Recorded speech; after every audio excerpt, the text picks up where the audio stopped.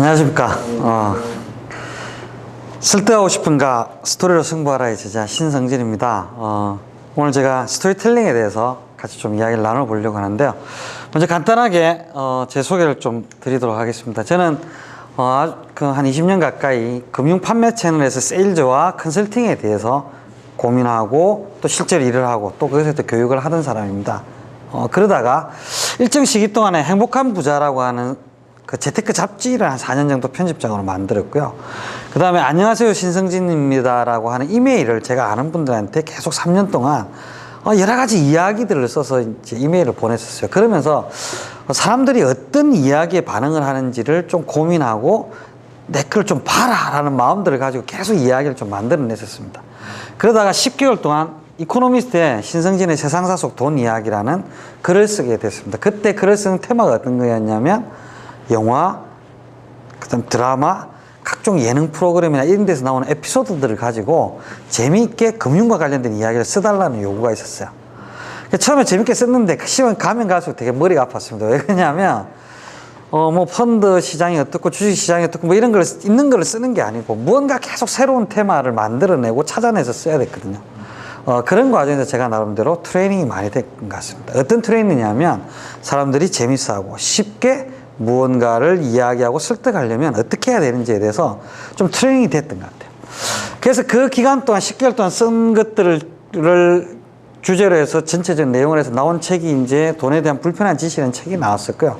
저 책이 나오면서 제가 스토리텔링에 대한 강의를 했었습니다. 그래서 한 3년 정도 강의를 쭉 해나가면서 어떻게 하면 좀 더 쉽게 만난 사람들을 스토리를 통해서 설득할 수 있을까라는 고민들 하면서 강의를 했었고, 그 강의했던 내용들 다 모아서 이번에 제가 책을 낸 게 바로 설득하고 싶은가 스토리로 승부하라라는 책입니다. 제가 오늘은 이 책에 있는 내용들을 주로 요약을 해서 좀 말씀을 드리고 스토리텔링으로 승부하는 게 뭔지에 대해서 좀 같이 나누는 시간을 가지도록 하겠습니다. 오늘 이렇게 세 챕터 정도로 이야기를 하려고 하는데, 첫 번째는 뭐냐면 마음을 움직이는 스토리가 뭔지 같이 좀 이야기를 해보려고 합니다. 스토리텔링 하면 주변에 책들이 너무 많거든요, 서점 가면. 근데 거기 있는 서점들에서 나오는 그런 책들은 작가 아니면 마케팅 전문가들을 위한 책들입니다. 일반인들을 위한 책들이 아니거든요. 그래서 일반인들한테 스토리가 어떤 의미가 있는지를 알려면 그 사람들에게 맞는 스토리라는 개념이 좀 필요했죠. 그래서 제가 그걸 정리를 해봤는데 그것에 대해서 같이 좀 얘기를 해보려고 하고요. 그 다음에 두 번째는 뭐냐면, 그러면 작가나 어떤 마케팅 전문가나 이런 사람들이 아니고 보통 사람들이 세일즈를 하거나 컨설팅을 하는 사람들이 활용하는 스토리가 뭐고 그걸 어떻게 만들 수 있을지 방법들을 알아야 활용을 할 수 있지 않습니까? 제가 그거를 세 가지 방법으로 제가 정리를 해봤어요. 그러니까 아주 오랜 시간 쭉 해보면서 제가 했던 방법을 다 모아보니까 세 가지 방법 정도가 나오는데, 그 세 가지 방법을 좀 말씀을 드리고요. 그 다음에 지금 이 시대에 제가 스토리 승부해라 라고 이야기를 했는데 그게 뭔지 세 가지로 한번 말씀을 드리도록 하겠습니다. 이 강의가 재밌을 것 같습니까? 네, 아마 이 강의가 억수로 재밌을 겁니다. 첫 번째 테마는 마음을 움직이는 스토리에 대한 건데요. 과연 보통 사람들에게 필요한 스토리가 뭔지. 이 동영상을 보시면 알겠지만 여기 이야기 아주 심플합니다. 그죠? 1991년도에 태풍이 불어서 사과 농사가 아주 박살이 났습니다. 사실 농사는 하늘이 안 도와주면 답이 없죠. 그래서 대부분의 농부들이 어떡하냐 뭐 고민하기도 하고 망연자실하고, 또 심지어 저런 일들이 생기면 목숨을 부리는 사람들도 꼭 생깁니다. 그런 상황에서 한 농부가 태풍에 떨어지지 않고 사과에 붙어있는 사과를 본 거죠. 그리고 그 사과에다가 합격이라는 스토리를 붙여서 팔았는데 대박이 났다, 이런 얘기입니다. 자, 근데 우리 잠깐 생각해 볼까요? 이 합격 사과가 평소에 아오모리현이 사과로 아주 유명한 곳인데 평소에 그렇게 맛있었던 그 아오모리현 사과에 비해서 품질이 좋았을까요, 나빴을까요? 그죠? 아마 햇빛을 잘 받고 잘 연그런 사과보다도 상처가 나고 이렇기 때문에 맛도 없고 당도도 좀 떨어졌을 거예요. 근데 가격은 더 비쌌다 그랬죠. 자, 우리 잠깐 생각해 볼까요?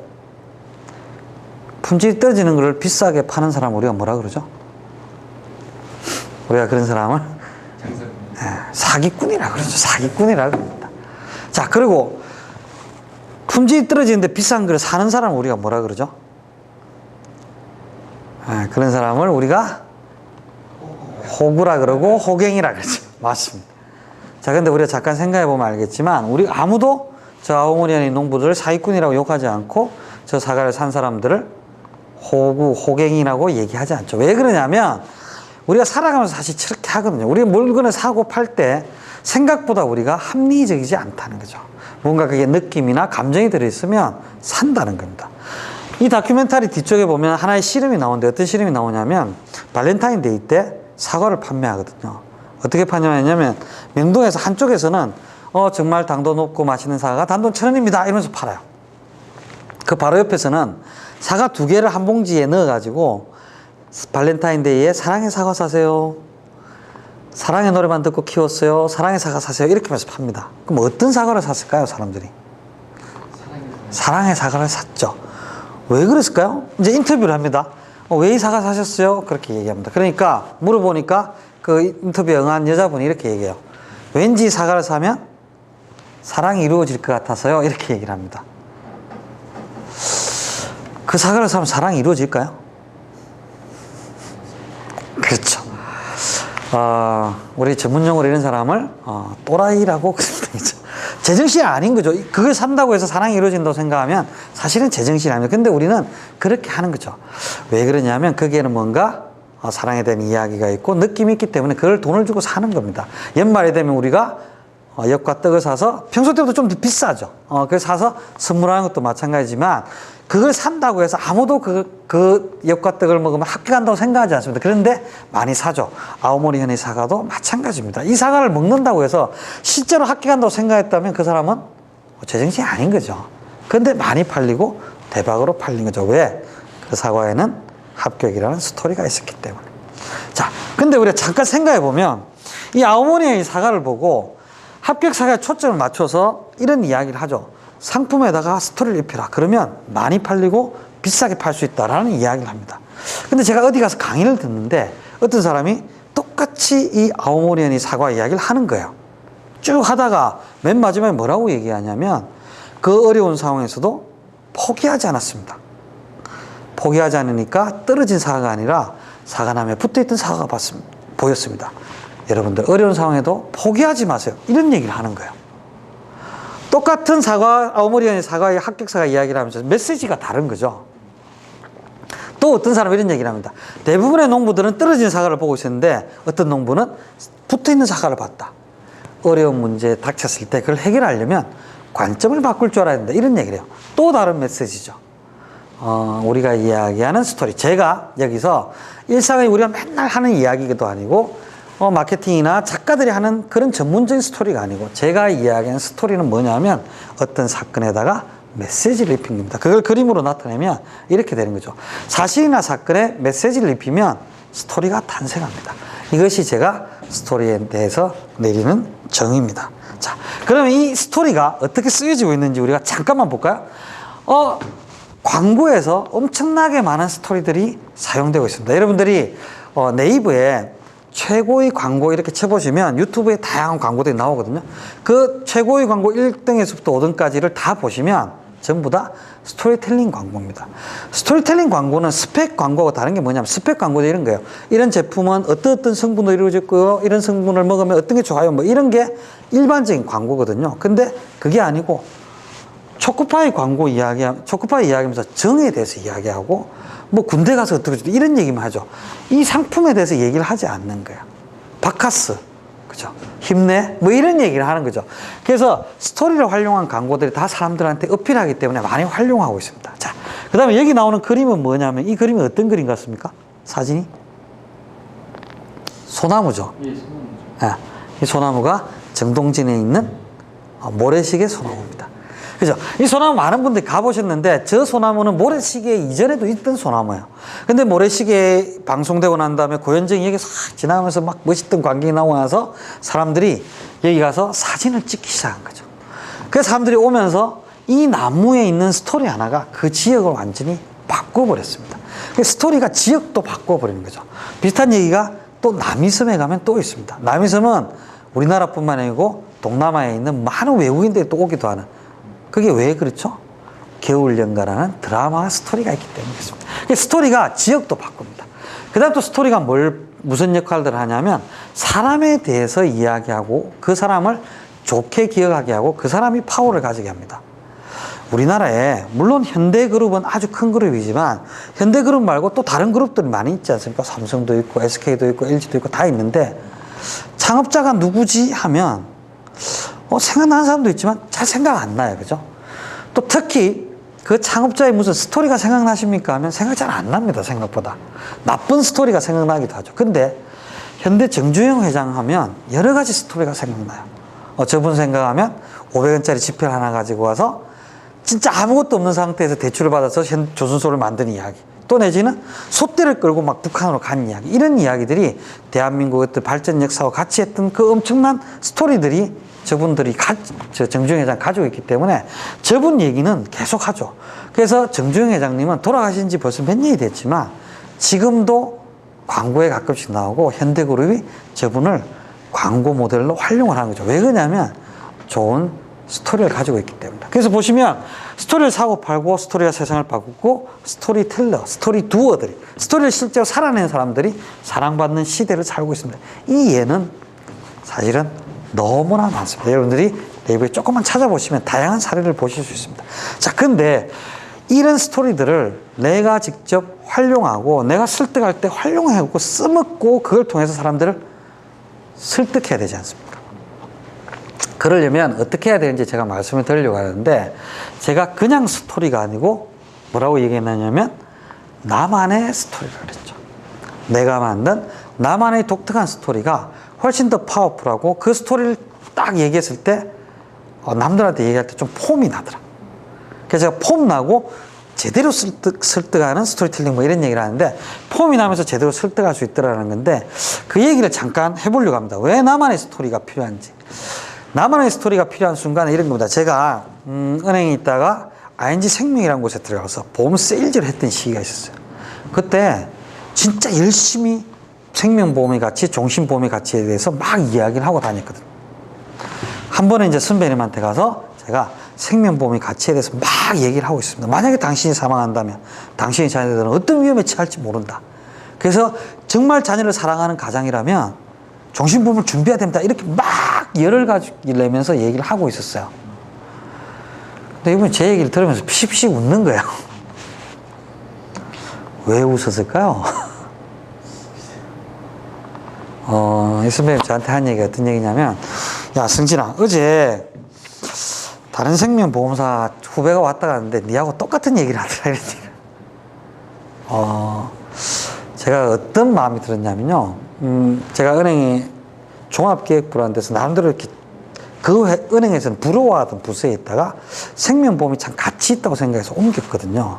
근데 제가 하고 있는 얘기가 뭐냐면 전국의 보험 세일즈맨들 누구나 하는 얘기를 똑같이 하고 있더라고요. 그때 제가 전문용어로 쪽팔렸습니다. 정말 부끄럽고 창피하고 와, 이거 뭐 하는 짓이냐 내가 이런 생각이 들어요. 그때부터 제가 야, 이거 내 이야기를 해야 되는구나 라는 생각을 하기 시작한 거죠. 그래서 무언가 내 경험들 속에서 생명보험의 가치, 가장으로서의 책임에 대한 생각들을 막 하고 찾기 시작했습니다. 그럴 때 나만의 스토리가 필요한 것 같아요. 그래서 그때 어떤 이야기를 했냐면 차를 타고 가다 보면 뭐 라디오 프로에서 오미의 가요 산책 이런 얘기를 해요. 거기에 보면 갑자기 일찍 아빠들이 돌아가신 사연들을 엄마들이 막 쓰고 하거든요. 그래서 그걸 들어보니까 정말 마음이 막 동해요. 우리 남편이 갑자기 세상을 떴어요. 한 3개월 동안 어쩔 줄 모르고 있다가 아이를 보면서 학습지 교사를 시작했습니다. 오미희 씨, 남편이 가끔씩 불러주었던 노래를 들어주세요. 제가 힘내서 우리 자녀와 함께 열심히 살아볼게요. 뭐 이런 사연들이 있어요. 그런 사연들을 제가 나름대로 정리해서 전달하는 거죠. 그냥 교육 시간에 배웠던 게 아니고. 그렇게 전달하고 가장의 가치에 대해서 책임에 대해서 얘기하니까 좀 제 말도 힘이 들어가고 또 고객들이 야, 뭐 들었던 얘기 똑같이 한다 이런 얘기를 안 하더라고요. 그러니까 나만의 얘기가 필요한 건 뭐냐면 내가 무언가 의미 있고 중요한 얘기를 하고 있는데 남들과 똑같은 얘기를 해서 부끄러운 상황들을 겪게 되는 경우가 많거든요. 중요한 얘기를 할 때 맨날 링컨 이야기하면서 도끼날칼 같은 이야기 이런 얘기만 하면 그게 감동이 없는 거죠. 왜? 다른 사람이 다 들었던 얘기니까. 그때 나만의 이 스토리가 필요하고요. 또 어떨 때 나만의 스토리가 필요하냐면 제가 강의를 하고 강의를 다 이제 마지막 강사가 이제 마무리하는 분이 나와서 제가 그 모임이 끝날 때까지 잠깐 앉아있던 시기가 있었어요. 근데 그분이 제 강의를 안 듣고 마무리 멘트를 하러 오신 것 같아요. 마무리 멘트를 딱 하러 올라가셔가지고 제가 강의할 때 썼던 에피소드를 그대로 얘기를 하시는 거예요. 그래서 제가 들으면서 어떤 생각이 들었냐면, 야, 지금 듣는 사람들이 저 사람을 어떻게 평가할까? 저 사람은 모르는 것 같지만 아마 정말 낮추어 볼 것 같다. 남들이 하는 똑같은 얘기를 그 강의할 때, 똑같은 에피소드를 할 때 정말 설득력이 떨어지겠구나 이런 생각을 했거든요. 그리고 또 우리가 듣다 보면 저 사람이 그 에피소드를 제대로 소화해서 하는 건지 아니면 그냥 어디서 들었던 얘기 편집해서 전달만 하고 있는 건지 우리가 알잖아요. 야, 그럴 때 정말로 내가 소화한 이야기를 해야 되겠다 이런 생각을 했어요. 그래서 강의할 때나 남들을 뭔가 설득해야 될 때, 그럴 때 나만의 스토리가 필요해요. 그 나만의 스토리는 내가 다 만든 스토리는 아니지만 나의 감정과 나의 느낌, 그리고 내가 경험한 것들과 잘 결합될 때 나의 스토리가 되거든요. 그런 것들이 필요하다는 생각이 들었어요. 그걸 어떻게 하는지 제가 같이 한번 지금부터 얘기를 해보도록 하겠습니다. 나만의 스토리를 만들 때 제일 중요한 첫 번째 이야기는 관찰입니다. 그 출발점이죠. 우리가 여기 있는 거를 잠깐 한번 같이 한번 읽어보겠습니다. 이 마시멜로 이야기에 나오는 에피소드인데요. 아프리카에서 매일 아침 가젤이 잠에서 깬다. 가젤은 가장 빠른 사자보다 더 빨리 달리지 않으면 죽는다는 사실을 알고 있다. 그래서 그는 자신의 온 힘을 다해 달린다. 아프리카에서 매일 아침 사자가 잠에서 깬다. 사자는 가젤을 앞지르지 못하면 굶어 죽는다는 사실을 알고 있다. 그래서 그는 자신의 온 힘을 다해 달린다. 내가 사자이든 가젤이든 마찬가지다. 해가 떠오르면 달려야 한다. 뭔가 저런 얘기를 들으면 좀 달려야 되겠다, 뭐 이런 느낌이 드세요? 하나의 스토리텔링인데, 이 스토리텔링은 그런 거죠.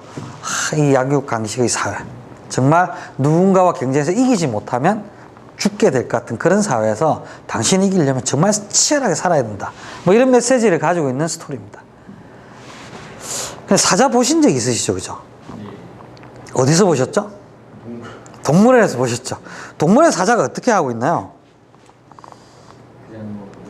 예, 동물원 우리가 직접 본 사자는 누워있거나 뒹굴뒹굴 하거나 우리 먹이에 던져주는 거 받아먹고 이렇게 하고 있죠. 근데 그게 진짜 사자의 모습일까요? 아니면 여기서 나오는 이 사자가 진짜 사자의 모습일까요? 여기가 진짜 사자의 모습 같죠. 근데 동물의 왕국 같은 데 보면요, 우리가 자기 가젤같이 먹이가 있는데 사자가 그 가젤을 잡기 전에 막 달려가서 잡으면 되는데 싹 기어가면서 왠지 사자답지 않은 모습을 보일 때가 있죠. 그런 모습 보신 적 있으시죠? 아니, 가서 잡으면 되는데 왜 그럴까요? 생각해 보신 적 있어요? 왜 그러냐면요, 사자나 표범같이 맹수는 먹이를 잡을 때 자기 온 에너지를 다 쏟아서 팍 달리거든요. 마치 우리가 100m 달리기를 하는 것처럼. 근데 100m 달리기를 1km 할 수 있습니까? 100m 달리기 하듯이 오래 달리면 사람이 죽죠. 달릴 수가 없어요. 그러니까 사자나 표범들도 어느 정도 거리가 될 때까지는 안 들키려고 숨어서 갈 수밖에 없는 거예요. 이 사자의 진실입니다. 자, 다시 한번 볼까요? 내가 사자이든 가젤이든 마찬가지다. 해가 떠오르면 달려야 한다. 그렇게 달리면 어떻게 된다고요? 죽어요. 그러니까 이건 거짓말이에요. 그죠? 이렇게 달리면 안 돼요. 근데 제가 사자의 진실에 대해서 말씀드리겠습니다. 자, 사자가 아침에 깼네요. 뒹굴뒹굴 하네요. 하품을 해요. 어슬렁어슬렁 거리네요. 그러다 물 먹고 있어요. 이런 얘기를 제가 이게 사자의 진실입니다라고 하루 종일 하고 있으면 누가 제 얘기를 듣겠습니까? 스토리텔링을 할 때 제일 중요한 건 뭐냐면 관찰을 통해서 뭘 찾아야 되냐면 가장 사자다운 모습을 찾아야 된다는 거죠. 핵심을. 그렇기 때문에 그 핵심을 찾는 관찰이 아주 중요한 겁니다.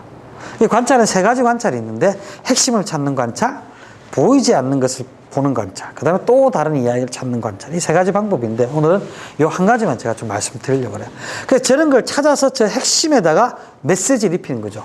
달려야 한다, 이런 메시지를 입혀서 스토리를 만드는 겁니다. 근데 이 만든 스토리에 대해서 전 세계에서 이거 거짓말이에요 이렇게 얘기한 사람은 아마 저밖에 없을 거예요. 왜 그러냐면 저게 핵심을 얘기하는 거고 가장 사자다운 모습을 이야기하는 것이기 때문에 저것에 대해서 논리적으로 반박하는 사람들이 거의 없는 거죠.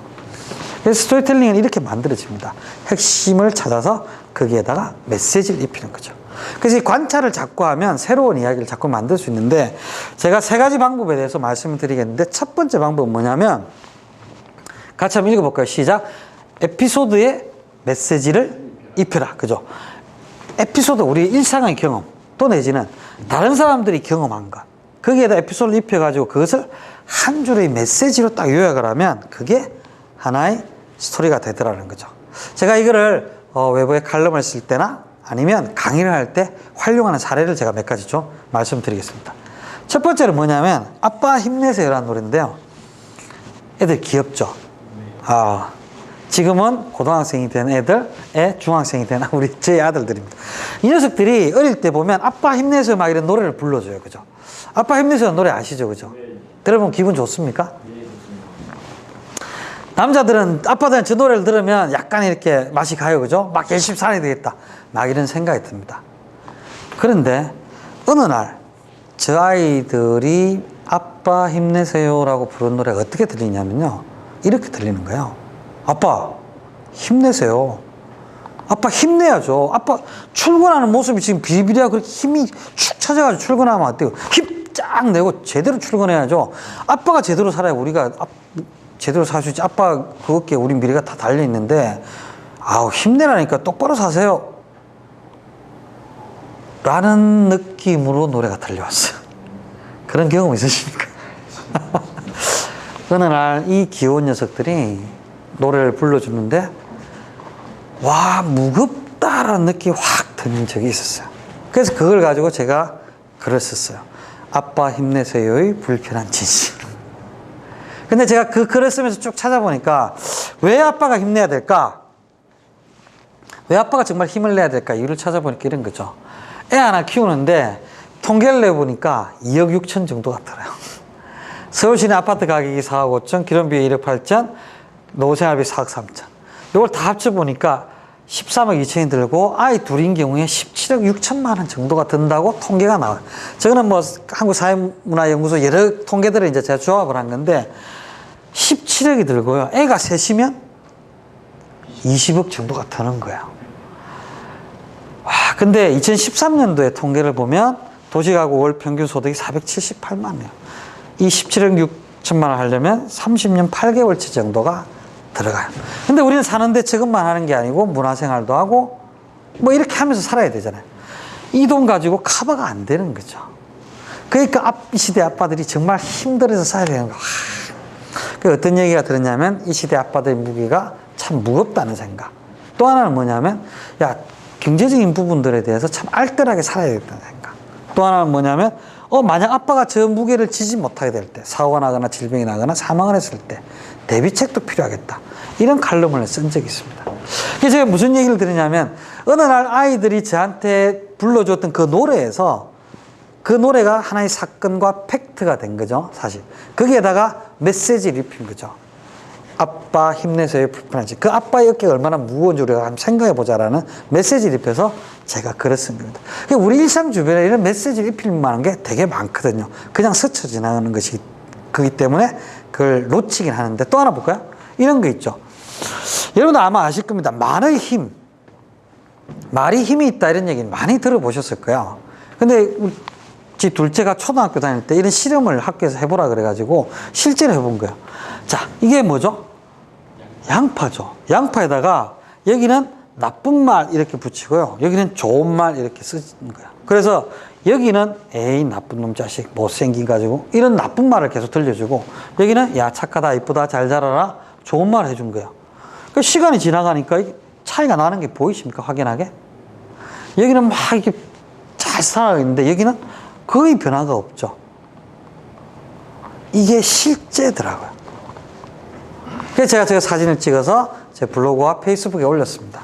양파가 말을 알아들었습니다. 사람도 말을 알아듣습니다. 아이들에게 좋은 말을 해주세요. 뭐 이런 메시지를 붙인 거죠. 그러니까 이 주변에 일어나는 일들, 그 실험들을 가지고 한마디 이야기를 붙여서 메시지를 만든 겁니다. 그 다음 또 이런 것도 있죠. 어느 날 식탁에 이게 뭐 같이 보이세요?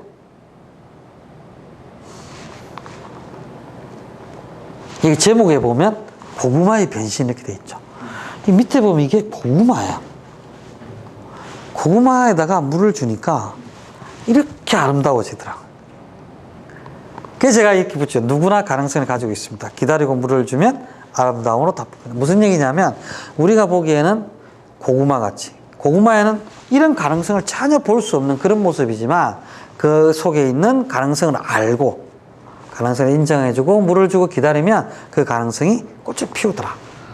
그래서 우리가 만나는 아이들도 마찬가지고 부하 직원들도 마찬가지고 그 사람들의 가능성을 잘 발견하고 기다려주고 격려해주면 그 사람들도 자기의 가능성을 저렇게 꽃 피운다. 그래서 기다려주고 물을 줄 줄 알면 사람들이 자기가 가진 재능들을 발휘할 수 있다. 그래서 그런 것들이 좀 우리한테 필요하지 않냐. 너무 급하게 무언가를 요구하지 말고 이런 메시지를 이제 만들어 본 거죠. 자, 그 다음에 이런 일이 있었습니다.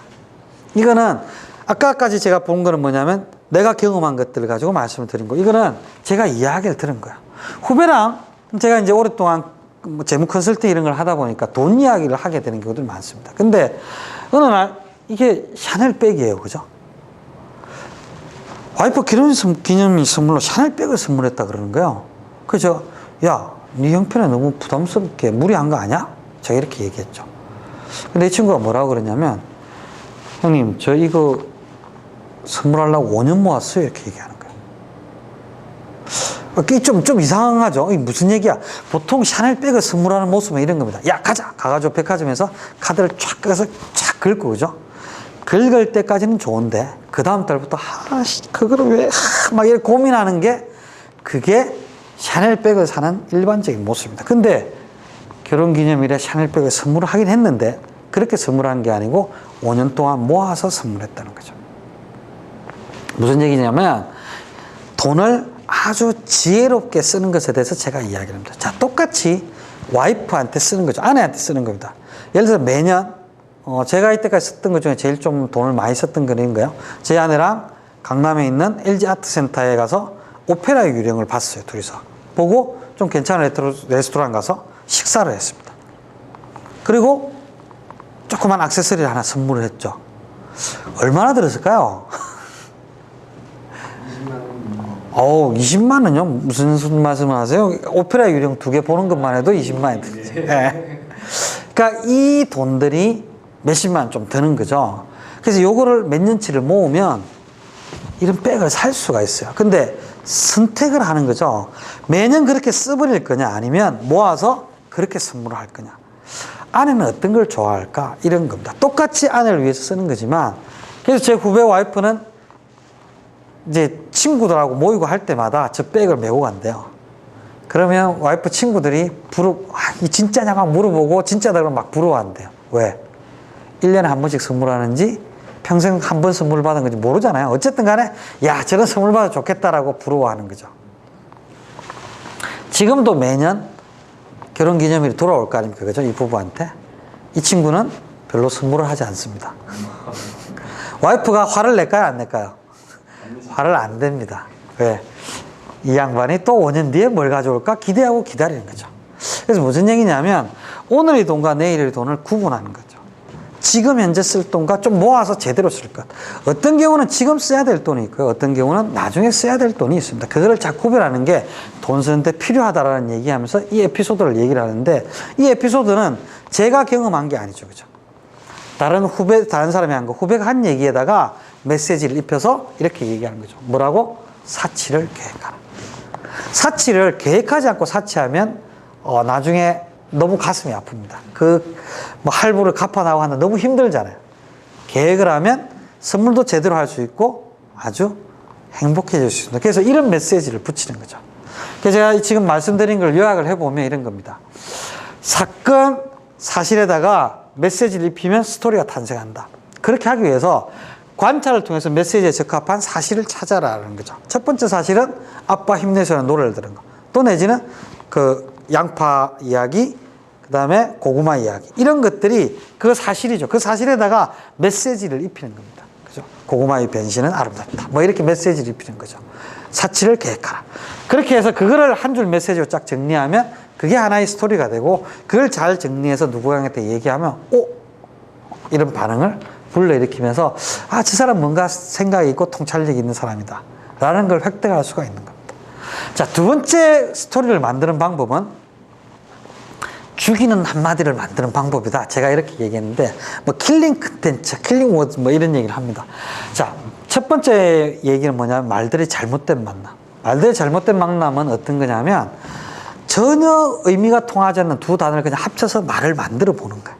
그거를 말을 잘못된 만남이라고 제가 이름을 지어봤습니다. 그 방법 제가 말씀드릴 거고, 그걸 좀 더 체계화시키고 시스템화시킨 게 랜덤 워드 브레인스토밍이라는 건데, 이거는 제가 만든 방법은 아니고 실제로 쓰고 있는 방법인데, 그거를 제가 스토리텔링에 이제 적용을 해본 겁니다. 그래서 멋진 한마디로 만들어 보는 그 과정으로 진행되는데요. 잠깐 한번 볼게요. 이런 말들 들어보신 적 있죠? 사랑은 눈물의 씨앗이다. 사랑하고 눈물의 씨앗이 아무 상관이 없는 거죠. 눈물하고 씨앗도 아무 상관이 없습니다. 근데 사랑은 눈물의 씨앗이다. 이렇게 말을 만들어 보니까, 사랑을 하게 되면 그걸 마치 이렇게 슬픔을 예고하는 것 같고, 뭐 이런 느낌이 들잖아요. 사랑은 바람 같은 것, 그냥 스쳐 지나가는 것들. 뭐 이런 느낌들이 막 가집니다. 그다음 또 하나 메시지, 이거 재밌는 건데, 사랑은 동사다. 혹시 이런 말 들어보셨어요? 사랑은 동사다.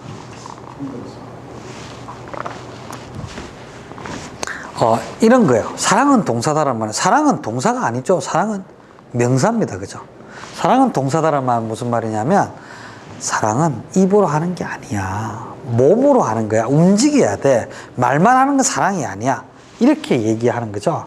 그래서 그 이야기를 하고 싶은 걸 사랑은 동사다. 이렇게 표현한 겁니다. 이건 이제 한국 적십자 홍보 광고에 나왔던 얘기입니다. 그래서 사랑은 동사다. 전혀 엉뚱하게 안 맞는 말들을 합쳐서 사람들한테 느낌을 주는 거죠. 그러면서 사랑에 대해서 이야기하는 겁니다. 자, 이건 보면 인생은 연극이다, 인생은 골프와 같다, 인생은 마라톤이다. 이런 얘기들도 사람은 뭐는 무엇이다라고 말을 만들어서 툭 던지는데, 그 말이 논리적인 설명이 아니죠. 뭔가 이야기하고 싶은 게 있습니다. 야, 인생은 연극이야. 너는 그 인생이라는 연극에서 주인공이 싶니? 조연이고 싶니? 아니면 단역 배우고 싶니? 주인공이 돼야 돼. 주인공이 되고 싶으면 이렇게 해야지. 뭐 이런 얘기를 막 하고 싶은 거죠. 골프 이야기, 마라톤 이야기 하면서도 마찬가지입니다. 그래서 무언가를 합쳐보면, 예를 들어서 지금 여기 종이컵이 있지 않습니까? 인생과 종이컵을 합쳐서 얘기하는 거죠. 후배랑 친구랑 누군가 얘기할 때, 야, 인생은 이 종이컵 같은 거야. 이 종이컵에는 물이 들어있지. 지금 물이 들어있으니까 이 종이컵은 물컵이야. 근데 여기다 커피를 담으면 커피컵이 되지. 이걸 다 마시고 여기에다가 휴지를 담으면 휴지통이 되는 거야. 우리 인생도 무엇을 담느냐에 따라서 달라지는 거야. 좋은 생각을 담고 제대로 된 걸 담아라. 그러면 네 인생이 달라진다. 뭐 이렇게 얘기하는 거야. 그렇게 얘기를 만들어가면서 던지면, 이렇게 안 만들고 그냥, 야, 인생은 네가 무엇을 생각하냐에 따라 다르고 네가 무엇을 습득하냐에 따라 다른 거야. 이렇게 얘기하는 거랑 이 컵을 탁 놓고 얘기하는 거랑은 느낌이 좀 다른 것 같지 않습니까? 제가 장담하건대 분명히 다른 느낌들을 획득해내실 수 있습니다. 자, 그렇게 얘기하는 게 말이 잘못된 만남인데, 이거를 조금 더 시스템적으로 체계적으로 하는 거죠.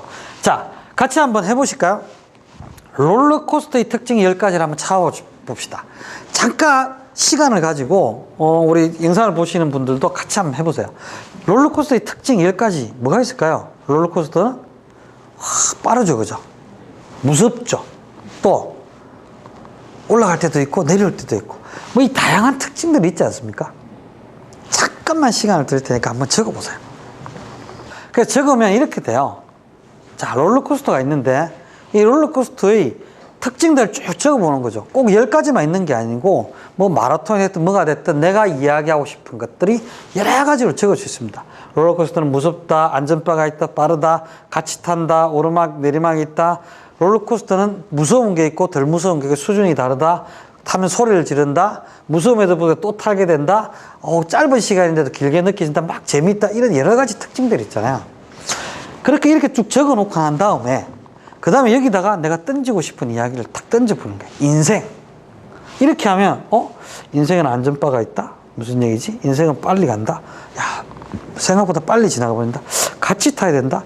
혼자 살 수 있는 인생이 아니지? 뭐 이런 생각들 쭉 할 수 있는 거죠. 거기서 내가 하고 싶은 이야기와 매치되는 메시지를 딱 잡아서 스토리를 만들어서 텔링화하면 그게 멋진 스토리텔링이 됩니다. 말의 잘못된 만남이라 그래가지고 무언가 두 가지 말을 그냥 합쳐서 새로운 말들을 만들어 보는 거. 이런 연습들을 해보시면 전혀 생각하지 못했던 어떤 좋은 메시지를 만들어내실 수 있어요. 그 메시지에는 대부분 다 연결된 스토리들을 풀어낼 수 있는 것들이 들어있습니다. 그래서 그런 걸 통해서 멋진 말 한마디, 그걸 제가 이제 죽이는 한마디라고 표현한 건데, 그렇게 만들어 보실 수 있고요. 그 다음에 그거를 랜덤워드 브레인스토밍이라는 방법을 통해서 다양하게 여러분들 연습해 보실 수 있습니다. 그래서 뭐가 됐든지 간에 우리가 아까 롤러코스터 가지고 연습을 해보고 우리 김국진 씨 강의를 봤는데, 김국진 씨가 강의를 할 때 뭐 그런 비슷한 프로세스를 겪지 않았을까 생각을 해요. 무슨 얘기를 하지? 젊은 아이들한테 무슨 얘기를 할까? 아, 도전해야지라는 얘기를 하고 싶다. 도전과 관련된 게 뭐가 있지? 뭐 도전을 못하는 이유가 위험하고 어렵고 두려우니까 못할 건데, 그 두려운 거, 그 아이들이 제일 두려운 게, 가까운 게 뭐냐면 롤러코스터야. 그럼 내 인생이 롤러코스터하고 연결되는데, 롤러코스터는 뭐가 있지? 특징들이 뭐가 있지? 오르고도 내리고 빠르고, 안전바가 있지. 안전바가 있으니까 도전하라고 그러자. 뭐 이런 생각들 쭉 하지 않았겠습니까? 그러니까 그런 과정들을 우리가 좀 더 체계적으로 시스템적으로 만들어 본 방법이 바로 랜덤워드 브레인스토밍이라는 방법입니다. 그래서 여러분들도 같이 저런 것들을 계속 해보시면 전혀 생각하지 못했던 멋진 아이디어들을 만들고 그것 가지고 죽이는 한마디를 만들 수 있습니다. 그거를 잘 정리해서 멋진 한마디로 만들면, 하나의 메시지를 넣어서 잘 정리하면 그게 이제 죽이는 한마디가 되는 방법이죠. 자, 그 다음에 세 번째 방법은 이야기를 비틀고 뒤집어라라고 말씀을 드린 건데, 저건 어떤 거냐면, 왜 우리가 뭐 토끼와 거북이, 개미와 배짱 이런 우화들 있지 않습니까?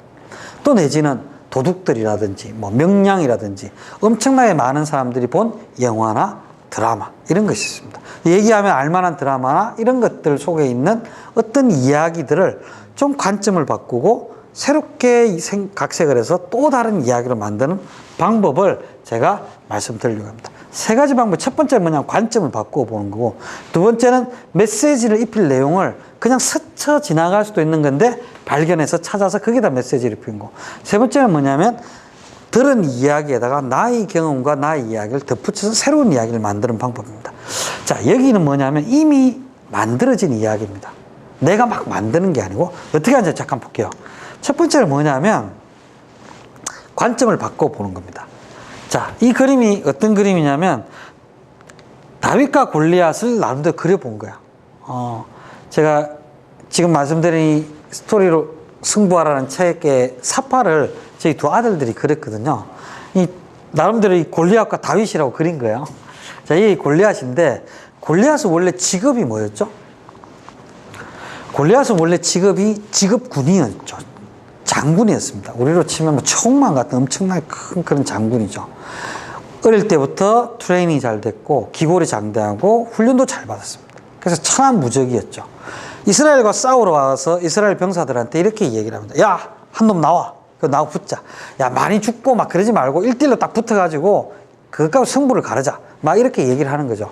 근데 이스라엘에서 아무도 너무 크고 덩치가 좋고 이러니까 막 못 나가는 거죠. 다 벌벌 떨고 있었습니다.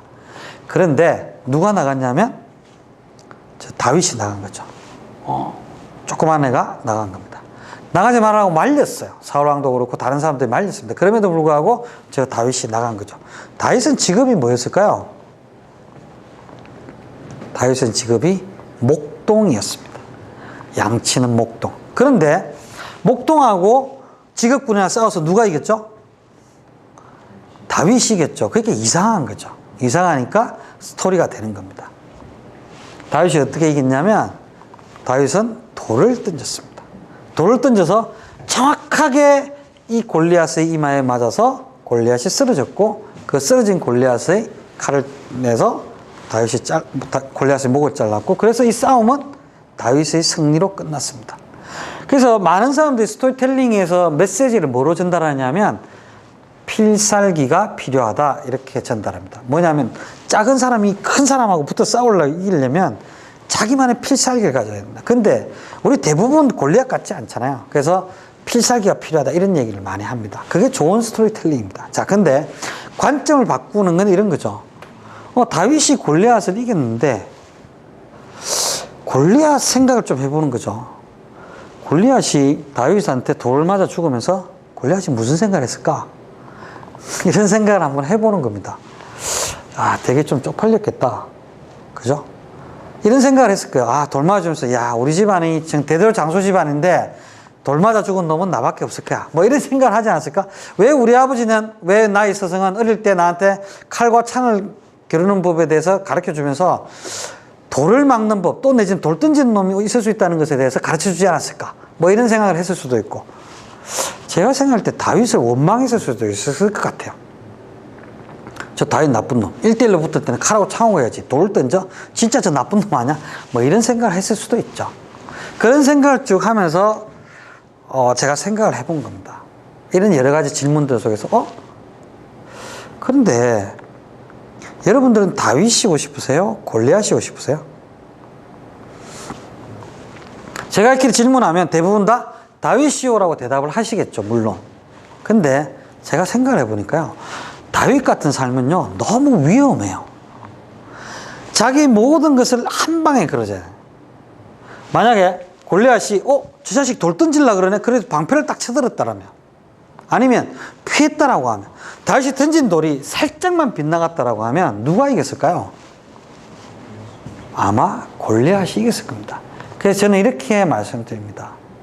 여러분, 다윗이 되려고 하지 말고 골리앗이 되세요. 단지 골리앗처럼 훈련을 잘 받고요, 필요한 트레이닝을 받으세요. 필요한 자격을 갖추시고 필요한 준비를 하세요. 그게 세상을 살아가는 지혜입니다. 단지 살아가면서 필요한 게 뭐냐면 다윗 같은 애가 나타날 수도 있다는 것에 대해서 조심하세요. 그래서 저는 이런 말씀을 드리는 거죠. 다윗이 아니라 골리앗이 되세요. 말이 됩니까? 네, 말이 되죠. 자, 이렇게 관점을 바꾸어서 생각해 보는 겁니다. 이때까지 사람들은 대부분 다 다윗의 관점을 해서 이 이야기를 풀어갔는데, 골리앗의 관점에 놓으니까 또 다른 이야기가 가능한 거죠.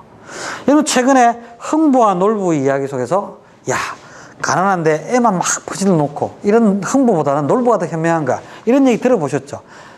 흥부의 관점에서 보는 게 우리한테 아주 익숙한데 그걸 바꿔보는 거죠. 놀부의 관점에서. 개미와 배짱이 얘기도 마찬가지죠. 아니야, 배짱이처럼 즐길 줄 알아야 돼, 지금 시대의 사람들은. 뭐 이런 얘기 들어보셨을 거예요. 토끼와 거북이도 다르게 다양한 이야기를 만들어낼 수 있습니다. 여러분들 네이버에 토끼와 거북이 이렇게 검색을 쳐보시면 토끼와 거북이와 관련된 수많은 변종 이야기들이 나옵니다. 그 이야기를 또 살펴보시는 것도 아주 재미있어요. 어떤 거냐면, 실제로는 토끼가 거북이를 사랑했대요. 근데 거북이가 항상 느리다고 의기소침해 있고 이러니까 토끼가 거북이를 취업을 해주고 싶어서, 야, 나랑 경주하자, 이렇게 한 거야. 그래서 토끼가 막 앞서가다가 토끼는 자는 척을 하고 있었던 거죠. 그러면서 거북이가 오기를 기다리고 있었어요. 거북이가 오면 같이 손잡고 거기까지 같이 가려고, 그러면서 거북이를 취업해 주려고. 근데 거북이는 토끼 생각은 안중에도 없는 거예요. 그냥 나는 목표에 가서 내가 그 토끼를 이겨야 되겠다는 생각만 하고 있는 거죠. 그래서 막 간 거예요. 토끼는 자기 앞을, 자기를 깨우지 않고 지나가는 거북이를 보면서, 거북이의 뒷모습을 보면서 눈물을 흘렸다. 뭐 이런 얘기가 나옵니다. 그게 무슨 얘기냐면, 우리가 다 아는 이야기를 관점을 바꾸고 생각을 바꾸면 되게 재밌는 이야기들이 많이 나오고, 그 이야기를 던지면서 사람들한테 야, 그거 말 되네라고 하면서 내가 전달하고 싶은 메시지를 툭 전달할 수 있는 거죠. 방자전 같은 경우도 마찬가지입니다. 방자전 같은 경우는 성춘향과 이몽룡이, 애들이 아주 10대가 사고친 얘기인데 그 얘기를 방자의 관점에서 보니까 새로운 이야기가 나오는 거죠. 그래서 우리가 다 아는 이야기를 관점을 좀 바꿔보면 우리가 전달하고 싶은 메시지를 담을 수 있는 새로운 이야기가 많이 나온다. 이런 이야기를 좀 해보시면 재밌을 것 같고요. 그 다음에 여러분, 이 장면이 어떤 장면인지 혹시 아세요? 네, 이 장면은 영화의 한 장면인데, 올드보이라고 하는 영화에 최민식이 만두를 먹는 장면입니다. 이 영화를 보신 분들은 아시겠지만 최민식이 만두를 몇 년 동안 먹는 줄 아세요? 그쵸, 15년 동안 만두만 먹고 삽니다. 15년 동안 하루 3끼를 만두만 먹고 살아요. 근데 가만 생각해 보니까, 야, 그래도 만두에는 야채도 들어있고요, 그죠? 고기도 들어있고요, 밀가루도, 이게 나름 영양식이더라고요, 그죠? 자, 근데 그런 여러 가지 생각들을 하게 되는데, 금융 전문가 입장에서는 이런 생각을 해본 거죠. 15년 동안 유지태가 최민식에 가둬 놓고 만두를 먹였을 때 얼마나 들었을까? 이런 생각 해본 적 없으시죠? 금융 전문가는 이런 계산을 해봅니다. 자, 5,000원이라 보고 5,000원 곱하기 하루 3끼 365일 15년 하면 8,212만 5천 원. 와, 생각보다 많이 들었죠, 그죠? 근데 이런 얘기를 하니까 어떤 분이 저 옆에서 또 이런 얘기를 하세요. 에이, 만두는 서비스지. 이런 얘기를 하세요. 어쨌든 만두 가격을 하면 이렇게 듭니다. 그래서 제가 이 칼럼을, 이 소재가 칼럼을 쓰면 어떻게 썼냐면 이런 거죠. 만두는 가격이 계속 오릅니다. 그죠? 그래서 적당한 시기가 되면 만두 가격이 10,000원이 될 때가 있어요. 예를 들어서 인플레이션을 잡으면 지금 예를 들어서 4% 정도를 잡으면 18년 뒤에 만두 가격이 2배가 되거든요. 72법칙이라는 걸 이용하면 그렇게 되는데, 그래서 한번 10,000원이 됐다라고 예상을 해보면 이런 거죠. 저와 저희 아내가 두 부부가 노후에 은퇴해서 30년 동안 만두만 먹고 살면 얼마나 들까? 이런 계산을 해보는 거예요. 그럼 계산을 해볼까요? 10,000원을 하루 세끼 두 사람이 365일 동안 30년 동안 얼마죠? 6억 5,700. 이게 무슨 가격이죠? 만두만 먹고 사는 비용이에요. 생각보다 노후라는 게 만만치 않다는 거죠. 그걸 그거 가지고 얘기를 해보는 겁니다. 그래서 우리가 전달하고 싶은 메시지는 여러분들이 어떤 업종에 계시냐에 따라서 이거하고 전혀 상관없는 다양한 메시지들이 있으실 수 있어요. 그 메시지를 스쳐가는 영화의 한 장면을 잡아서 던지는 거죠. 그러면 이런 메시지 없이 그냥 노후에 만두만 먹고 살려면, 또 노후에 준비를 하려면 돈이 얼마나 들어갈 줄 알아? 이런 얘기를 하려면 그건 아주 논리적인 얘기가 되는데, 이렇게 얘기하면 사람의 감성을 건드리는 감성적인 이야기가 되는 거죠. 그래서 이런 걸 통해서 좀 쉽게 내가 전달하고 싶은 메시지를 하게 되는 겁니다. 자, 또 하나의 메시지, 통해서 이야기를 만드는 방법은 어떤 이야기냐면, 다른 사람의 이야기, 들은 이야기에다가 내 이야기를 덧붙이는 거예요. 오늘 제가 동영상에서 강의를 하면서 여러분들 보셨던 거는 거의 대부분 다 제가 만들어 본 이야기가 많거든요. 근데 이 기러기 아빠 이야기는 제가 들은 이야기예요. 어떤 얘기냐면, 여러분, 기러기는, 우리나라 기러기가 어디까지 날아가냐면 저 북극 시베리아까지 멀리 날아가는 기러기잖아요. 철새잖아요. 멀리 날아가다 보면 힘들죠. 그래서 이 아빠 기러기가 아들 기러기를 쫙 업고 날아가는 거예요. 날아가면서 아빠 기러기가 이렇게 얘기했대요. 뭐라고 얘기했냐면, 아들아, 나중에 아빠가 힘들면 너도 아빠 이렇게 도와줄 거지? 이렇게 아들 기러기한테 얘기했어요. 아들 기러기가 뭐라고 얘기했을까요?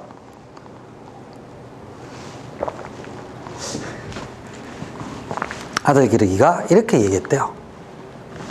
아빠, 무슨 말씀하세요? 저는 제 아들 도와줘야죠.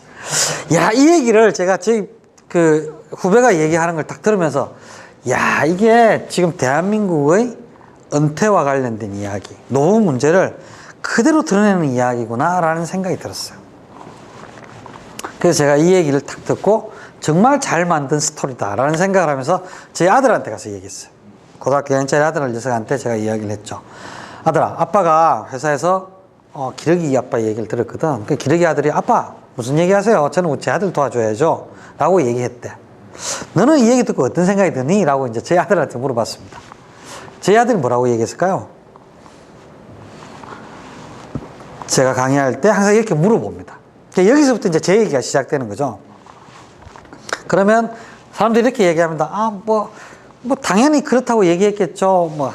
그러면 제가, 우리 아들 그렇게 싸가지 없지 않아요? 이렇게 얘기하고, 아빠, 저는 달라요? 이렇게 얘기하면, 우리 아들 그렇게 순진하지 않아요? 제가 이렇게 얘기를 하는데, 제 아들이 이렇게 얘기했습니다. 아빠, 참 슬픈 이야기네요. 그런데 맞는 얘기네요. 이렇게 얘기했어요. 제가 제 아들이 슬픈 이야기네요라는 얘기를 안 했으면 한 대 때려줬을 건데, 앞에 슬픈 이야기네요. 참 맞는 얘기네요. 이렇게 얘기를 하면서, 그래도 이 자식이 생각하고 얘기하는구나, 이런 느낌이 들었었는데, 근데 저는 저희 아들하고 이 얘기를 하면서 실제로 어떤 생각이 들었냐면요. 자기 아들 도와준다고? 아니. 어떻게 보면 제 아들이 개인적으로 저보다 잘 살고 훌륭하게 인물이 되고 할 가능성은 충분히 있습니다. 근데 저희 아들 세대가 저희 세대보다 잘 살 가능성은 전 거의 없다고 봐요. 왜 그러냐면 우리는 아주 풍요의 시기, 성장의 시기를 살아왔고 아이들은 저성장의 시기, 아마 견뎌야 되는 시기가 될 거예요. 근데 문제는 뭐냐면 날아가야 될 곳이 점점 길어지고 있어요. 수명이 길어지고 뭔가 경제적인 필요의 시기가 점점 길어지고 있는 거죠. 그러다 보니까 제가 아들 도와주는 게 아니고요. 지 앞가림도 힘든 시대가 오고 있다고 저는 생각을 하는 거죠. 그래서 노후 문제, 앞으로 살아갈 문제는 누구에게 기대는 것이 아니고 철저하게 자기 스스로가 준비해야 된다. 특히 대한민국의 고령화 문제는 정말 심각하기 때문에 자기가 준비해야 된다. 저는 이런 얘기를 합니다. 자, 여기서 제가 여러분들 던지고 싶은 이야기는 뭐냐면 요 기러기 부자 이야기는 제가 들은 이야기예요. 거기에다가 저희 아들의 이야기를 붙이면 그거는 제가 만든 이야기가 되는 거죠. 여러분은 참 좋은 이야기를 많이 들을 겁니다. 그 이야기를 그대로 전달하면 에이, 저거 다른 사람이 한 이야기인데 이렇게 되는 거죠.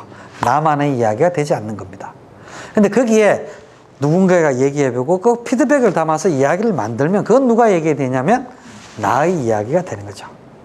그래서 제가 지금 나만의 이야기를 만드는 3가지 방법에 대해서 얘기했습니다. 첫 번째는 뭐냐면 에피소드에다가 메시지를 입히세요. 우리 일상에 수많은 이야기들이 있습니다. 라는 얘기를 들었고요.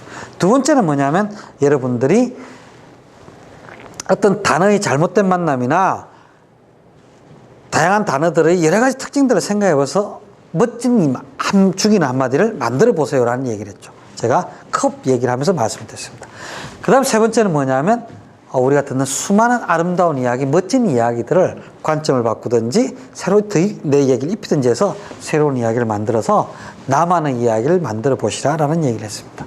제가 이렇게 이야기를 드린 건 뭐냐면 이런 방법을 통해서 나만의 이야기를 만들면 그 이야기를 통해서 폼나게 저 사람 달라라는 느낌을 받으면서 제대로 핵심을 전달해서 설득할 수 있다. 그래서 사람들은 내가 원하는 대로 움직이고 내가 파는 물건을 사게 그렇게 만들 수 있다는 얘기를 제가 말씀을 드리는 겁니다. 자, 근데 마지막으로 제가 드리고 싶은 메시지가 뭐냐면 스토리로 승부를 거세요라는 메시지예요. 스토리를 만드는 방법들은 제가 쭉 말씀을 드렸는데 스토리를 승부하라는 얘기는 또 그럼 무슨 얘기냐?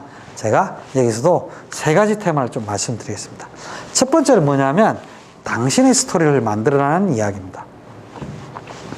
아리스토텔레스 이 그림이 아리스토텔레스를 그린 그림인데 그런 것 같으세요? 저희 둘째 녀석이 그린 그림이에요. 네. 아리스토텔레스가 한 2400년 전에 이런 얘기를 했습니다. 설득에는 3요소가 있다. 에토스와 파토스와 로고스. 에토스라는 건 뭐냐면 이야기하는 사람이 어떤 사람이냐, 어떤 평판을 가지고 있나, 어떤 사람이 인식되고 있느냐가 하는 게 에토스.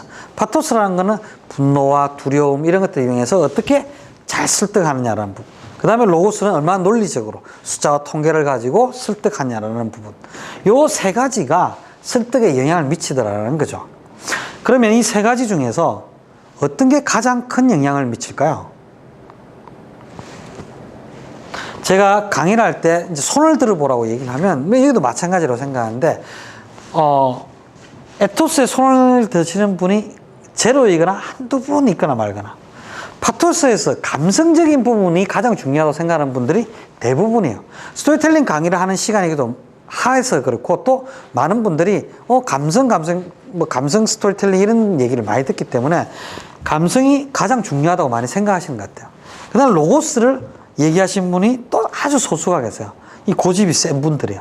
그래도 로고스가 중요하다 이렇게 생각하시는 분들이 있습니다. 근데 아리스토텔레스는 뭐라고 얘기했냐면 에토스가 60%, 파토스가 30%, 로고스가 10%라고 얘기를 했어요. 이해가 되세요? 자, 이런 겁니다.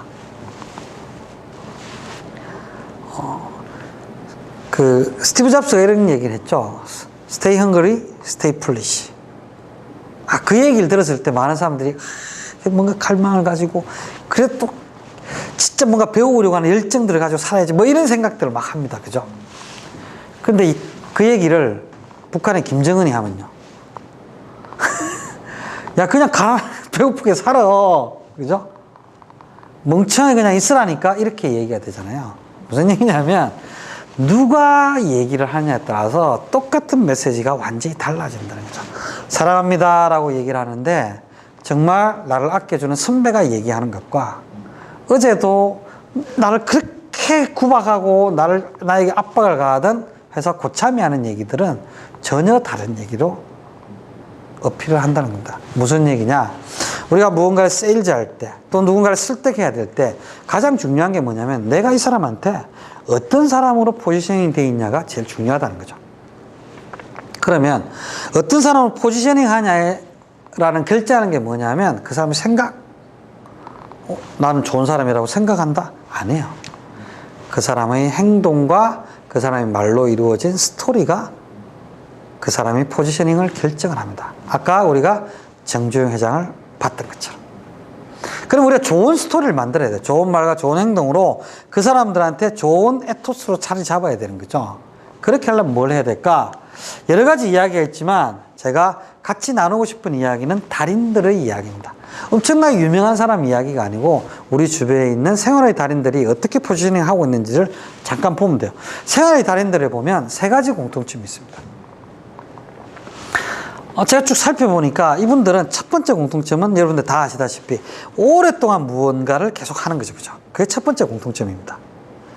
두 번째 공통점은 예를 들어서 호떡 파는 분들이 생각이 나는데 대한민국 호떡 파는 분들이 정말 많아요. 그죠?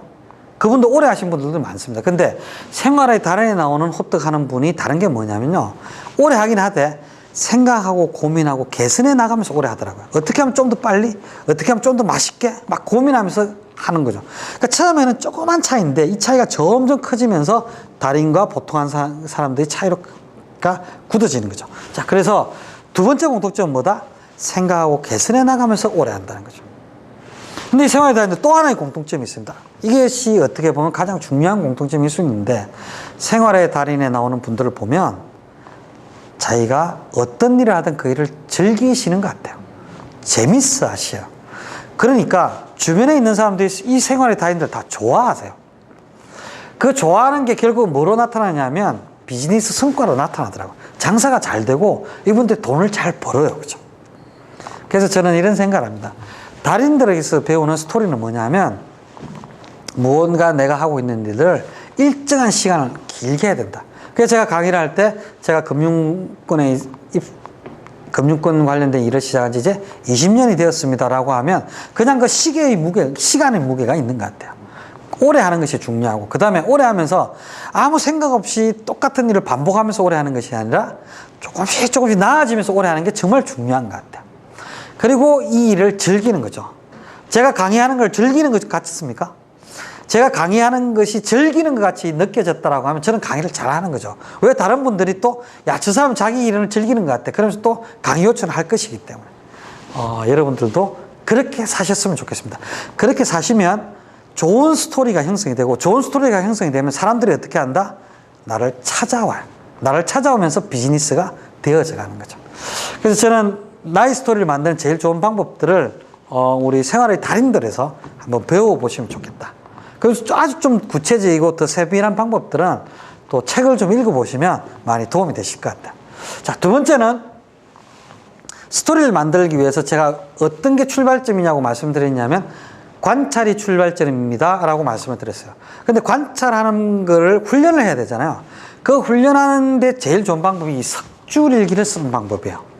이 석줄일기는 제 방법이 아니고 제가 최병강이라고 하는 유명한 카피라이트 분한테 배우신 거예요. 그분이 블로그도 있으니까 여러분들 좀 배우시면 좋겠는데 이런 거죠. 신호등 가지고 이렇게 세 줄로 써보는 겁니다. 삼행시하고 좀 다른 거예요. 그냥 신호등, 때로는 막는 것, 때로는 가게 하는 것.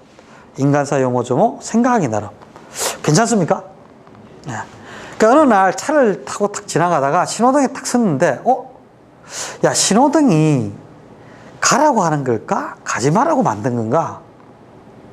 어떨 때는 가라고 하는 거고 어떨 때는 가지 말라고 하는 건데 저게 있으니까 제대로 교통을 가고 제대로 차를 운행할 수 있구나.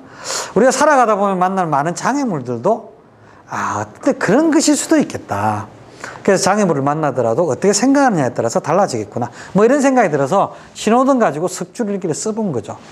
자, 여러분들 지금 잠깐 한번 해볼까요?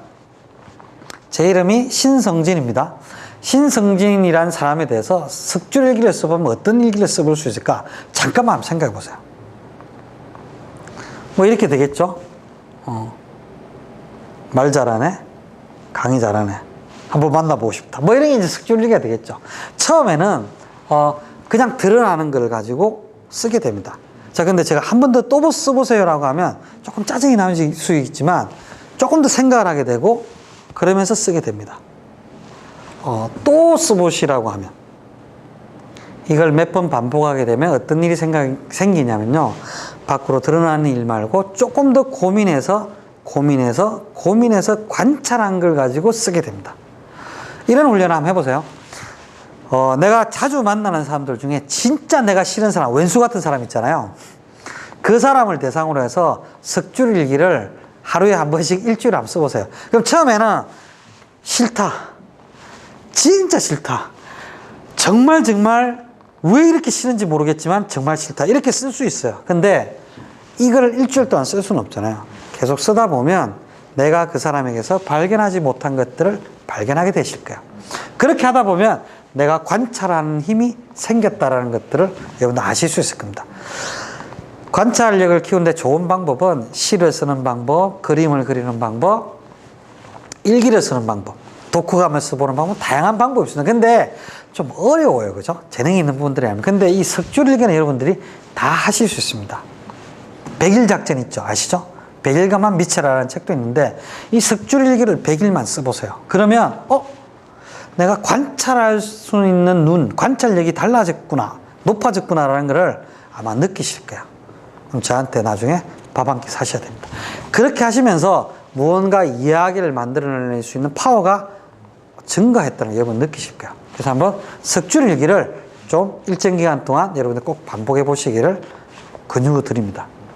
그 다음에 세 번째 방법은 뭐냐면 스토리를 공유하라는 방법인데요. 지금 스토리를 공유하는 방법은 SNS 같은 것들을 활용하고 블로그로 활용하고 하는 방법도 있습니다. 그 방법들은 다른 전문가들이 아주 많으시기 때문에 여러분들 배우시면 될 것 같아요. 또 제 블로그를 와서 보시고 스토리 만드는 것들 가지고 배우시면 좋을 것 같습니다. 근데 제가 티핑 포인트에 보니까 소수의 법칙이라는 게 있어요. 내가 가지고 있는 것 어떤 조그만 움직임이 전념이 되는 데 있어서 여러 가지가 있는데 하나 소수의 법칙이라는 게 있더라. 그 소수의 법칙이라는 게 작용하는 것들을 보면 아주 소수지만 그 사람들이 무언가 움직이니까 확 전념이 되고 유행이 되더라라는 거죠. 근데 그 소수들이 어떤 사람인지를 보니까 요 세 사람 얘기를 해요. 커넥터와 메이번과 세일즈맨. 자, 커넥터는 어떤 사람이냐면 어디에 이야기를 해야 하는지 아는 사람. 우리가 흔히 하는 말로 치면 마당발 같은 사람이에요. 정말 많은 사람들을 아는 거죠. 그래서 신성진이라는 사람을 소개해 주려면 어디 누구한테 소개해 주면 HRD 협회 누구한테 얘기하면 신성진이라는 사람한테 도움 될까? 이런 걸 아는 사람들. 이런 사람들은 보면 동문회 활동도 하고 뭐 다양한 활동들을 많이 하는 분들이 있습니다. 그런 분들한테 내 이야기를 전달하는 거죠. 나의 스토리와 내가 전달하고 싶은 메시지를 담은 스토리를 얘기를 하면 이 사람들은 나를 알고 나를 좋아하게 되면 이 이야기를 누구한테 해야 되는지 알고 전달하기 때문에 내 비즈니스에 도움이 된다는 거죠. 자, 두 번째는 메이번입니다. 이 메이번은 이 중부 유럽 출신의 유태인들이 쓰는 언어, 이디시언가 하는 언어에서 나오는 이야기인데요. 뭔가 진실성을 증명해 줄 수 있는 사람.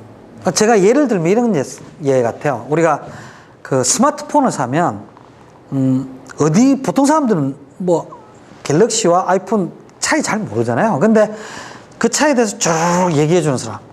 그럼 니는 스타일이 그러니까 니는 갤럭시 사. 당신의 스타일이 그러니까 아이폰 사세요. 이렇게 구별해 주는 사람 있잖아요. 무언가 물건을 사면 상품 설명서를 처음부터 끝까지 보는 사람. 이런 사람들이 있습니다. 이 사람들은 어떤 사람이냐면요. 무언가 모르는 게 있으면 사람들이 이 사람들한테 가서 물어봐요. 야, 손님하고 만나려고 했는데 맛집 괜찮은 데 없어? 이 사람이 얘기한 데 가면 100%예요. 자, 이 사람한테도 물어보고 이 사람한테도 물어봅니다. 커넥트한테 가서 물어보면 야, 제주도 가려는데 어디 괜찮은 펜션 없어라고 물어보면 이 사람이 가는데 얘기하면 한 90%에서 80% 정도가 가요. 그리고 그 중에서 7, 80%가 만족해요. 이 사람한테 물어보면요, 100% 거기에 가요. 그리고 100% 만족을 하는 거죠.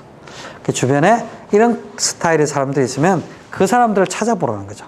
자, 그 다음에 세일즈맨은 직업을 얘기하는 게 아니고요. 설득력이 아주 뛰어난 사람들. 예를 들어서 점심이 딱 되면 야, 우리 점심 뭐 먹을까? 라고 얘기하면 어떤 사람은 칼국수, 어떤 사람은 순두부찌개, 어떤 사람은 짜장면 이렇게 얘기하는 사람 있잖아요. 근데 야, 이렇게 비 온 날 이런 날은 칼국수 먹어야지 무슨 얘기 하는 거야? 이렇게 얘기하면서 자기가 먹고 싶은 대로 꼭 사람들 끌고 와서 먹는 사람 있죠. 회식할 때도 삼겹살 지가 먹고 싶으면 꼭 끌고 와서 삼겹살 먹는 사람. 그런 사람들을 책에서는 세일즈맨, 설득하는 사람이라는 거죠. 자, 이런 사람들이 나하고 좋은 관계를 맺게 되면 어떤 일이 벌어지냐면, 야, 신성진 사람 진짜 괜찮아. 가자. 그 사람 책 읽어보고 그 사람한테 사인 받고, 야, 그 사람 강의 들어가자. 막 이렇게 하는 거죠. 이 사람한테 내 이야기를 전달하라는 겁니다.